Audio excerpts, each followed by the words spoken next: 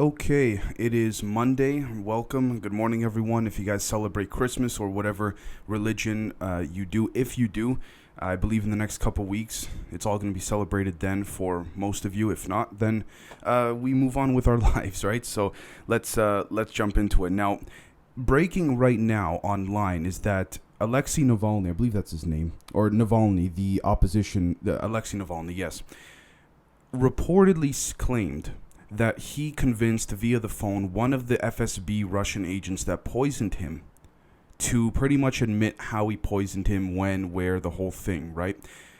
The way I see it is, if this is true, Putin definitely knows about it. If I'm that agent, I'm going to try and get out of that country as fast as possible. Good chance it's not going to happen, and good chance that guy will be dead by probably tonight, honestly. But anyways, that's just the way things go, and I just want to just say it straight up. Now, the next thing I want to talk about has to do with the Pentagon briefings. And the reason why I didn't bring this up before so much was because there was still some uncertainty and kind of fog around the whole story. And now, here's the thing. Nothing has really clarified itself in a certain way. There's been no transparency. On one hand, the Pentagon is saying that they're rescheduling briefings for Biden. On the other hand, they're saying they're not being influenced by Trump's administration. They're just trying to take a break because the staff at the Pentagon are overwhelmed. And then Biden's team is saying, no, by next week, we want to get back on track with the briefings. There's a lot of different proposals out there. Some are saying that Trump is trying to stop this on purpose because Trump knows that Biden has been compromised by the Chinese, by the CCP, and he's concerned. Others are arguing the opposite. Now, what we got to do here, guys, is we got to take a step back and we got to do what we always do on the show and look at it as objectively as possible. Here's the thing, guys. We're dealing with the Pentagon. We're dealing with the military. This is, aside from the CIA, these guys are the best of the best when it comes to public deception. Now, what we need to do is, we need to take a step back and we need to say, okay, before we jump into any of this, we need to understand that even before Trump came into the picture, Hillary Clinton was pushing the narrative, whether you like her or not. This is on tape, so we can't be biased about this. Hillary Clinton was on tape pushing the whole narrative of Russia because of the situation / issue in Syria. Now, allegedly, it's been purported that the issue in Syria between the U.S. and Russia is going to lead to a direct conflict between U.S. and Russia. Now, here's the thing. We understand that narrative has been pushed for about, I'd say, anywhere from 5 to 7 years now, right? Slowly but surely, they've been ramping it up. Hillary started it when it first started with her tweets and testimonies and subpoena to Congress and all that. And then it moved a little bit more when Trump came in. Look, he's a Russian agent, this and that. Look, guys, I'm not trying to convince you guys he is. I'm not trying to convince you guys that he isn't. But at the same time, we cannot deny the fact, whatever side you're on, whether you're independent, Republican, Democrat, we cannot deny the fact that this narrative has been pushed for a while now. Now, here's the problem with this. I know it was different people in the government at the time when they lied to us about Iraq having weapons of mass destruction, that whole thing, and just pushing a blatant lie with manipulated, I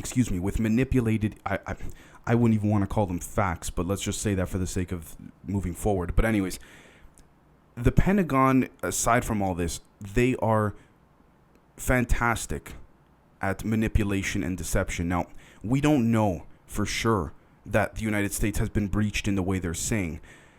And you might say, Dave, you're crazy. Everyone's reporting it. But guys, look, do I want to believe the U.S. was hacked? Obviously not. Could it have been hacked? Absolutely. I mean, in the world of cyber, things are advancing minute by minute, hour by hour. So obviously it's very possible. But with that being said, here's the thing, guys, and I think you guys can relate just as much as I do. They can't. What are they going to do to prove it to us? If people say, oh, well, where's the proof? The media is pretty much saying, well, just trust us, right? Now, I'm not on the side of Russia. I'm not trying to say that. I'm just saying we have to look at all the options. And so when we look at it, what are they going to do? Show us a bunch of lines of code that people like yourself and myself don't understand? And then say, look, it was hacked? Because that's the problem with the cyber thing. And this kind of works in major governments or major institutions or organizations' narratives.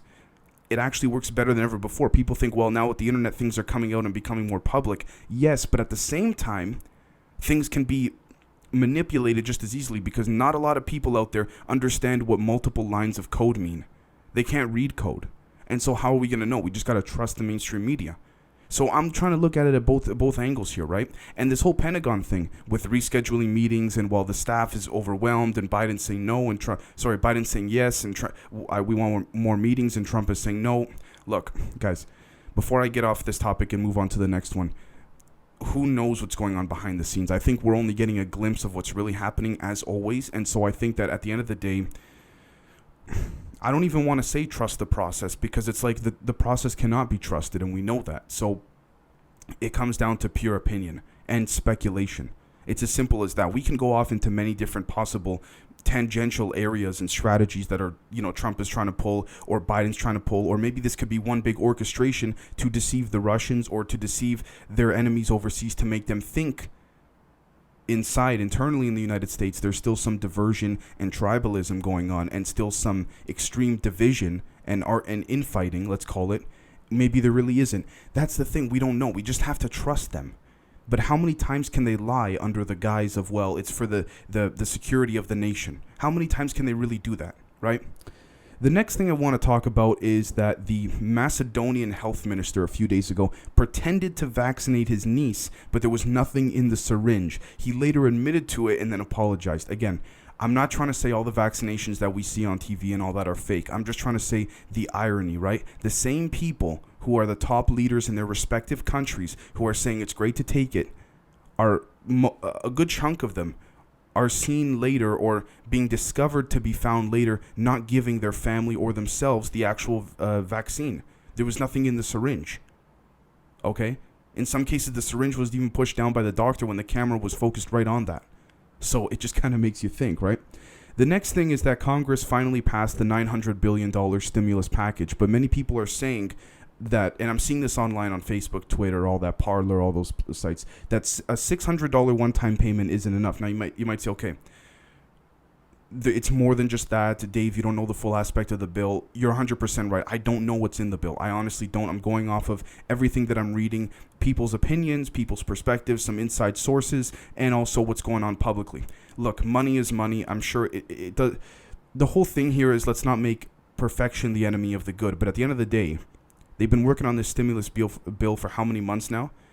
Mitch McConnell only wanted to pass it because he realized in Georgia that it was screwing over the Republican Party. And look, maybe I just shit on Mitch McConnell right there, but at the same time, I'll shit on Nancy Pelosi as well. She's not some master negotiator like everyone thinks. Okay? And so at the end of the day, those people who are just trying to keep their power and influence, they got to go. It's as simple as that. And that's only scratching the surface. If we're talking about revamping the entire system, almost near impossible. You're going to need from the top down whole thing revamped. And I'm even talking about the secret shadow government people as well, like the military industrial complex, certain factions of the intelligence community that are privy to the most secretive things going on out there, whether it's space, that what we talk about in the regular episodes, or whether it's many different things, right? And so it's not going to happen. So let's just move on, because it's not going to happen, unfortunately.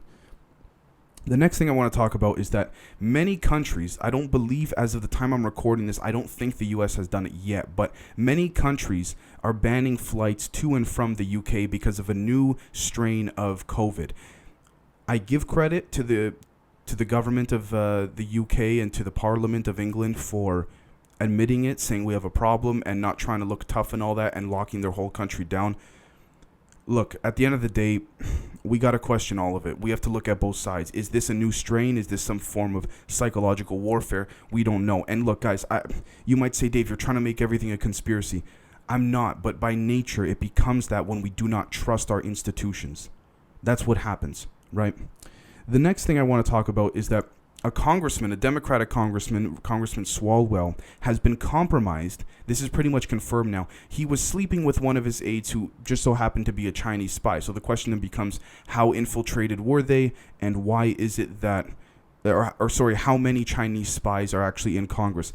Here's the reason why I understand why certain agencies like the NSA, the CIA, even NASA, DARPA, those guys, why they lie to Congress. And I'm not going to lie to you, as much as I despise those agencies and the way they cover things up, I fully agree with them on this, because Congress, not all of them, I think there's some good ones in there, but that's for another discussion.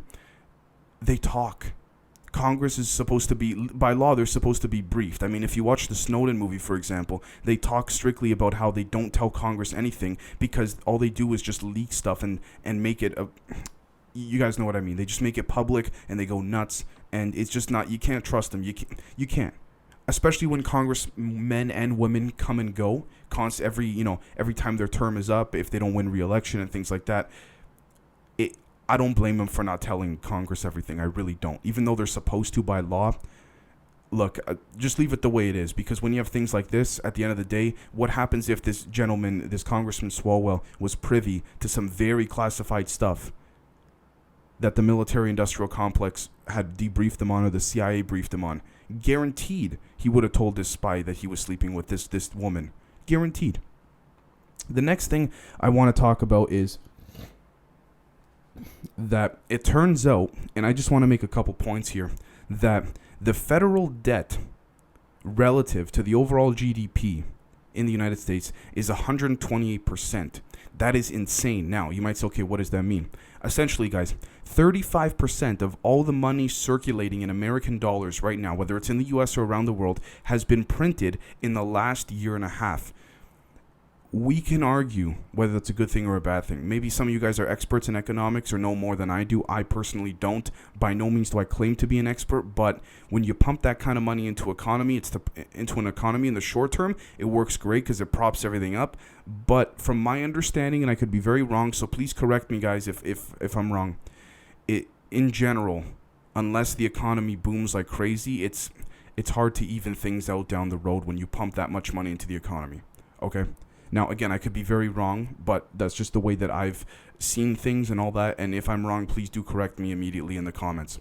The next thing is that there's something called the PrEP Act, and I want you guys to be aware of this. Now, the PrEP Act gives companies like Pfizer and Moderna complete legal immunity for any issues that the vaccine might cause. Now, this is a bit of a moral and ethical issue, because on the moral and ethical side, you might say, okay, their own CEO is pushing it. They're all saying it's safe. All the doctors are. So why are they covering their asses like this? Then there's the business aspect of it, which is that this is what all businesses do. Whether you're in the business of saving people's lives or whether you're in the business of just selling, I don't know, pillows or socks to people. This is what they always do. They legally cover their ass. So I can see both sides. But at the end of the day, I understand why people question it. I really do. I genuinely do. If I guess they're not 100% certain about each individual case, so they have to cover their asses, and they know that, and they have the best lawyers probably in the business or maybe in the industry, in the world, really.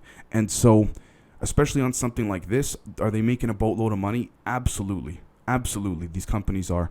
And look, no one seems to care at this point, just because everyone needs it. Well, the people who want the vaccine so badly.